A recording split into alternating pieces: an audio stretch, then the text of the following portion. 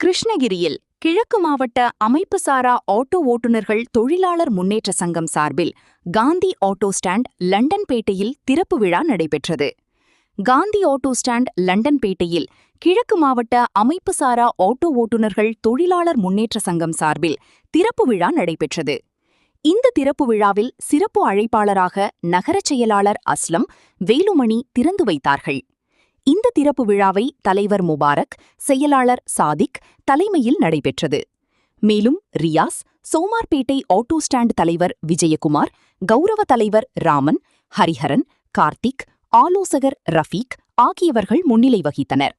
அனைவருக்கும் இனிப்புகள் வழங்கினார்கள். இந்த திறப்பு விழாவின் போது துணைத் தலைவர் சலாமத், பொருளாளர் ஜெகதீசன், துணைச் செயலாளர் சுபேர், இணைச் செயலாளர் அமர், துணை பொருளாளர் பக்ஷி, இணை பொருளாளர் ஜமீல் மற்றும் காந்தி ஆட்டோ ஸ்டாண்ட் உறுப்பினர்கள், பொதுமக்கள் கலந்து கொண்டனர்.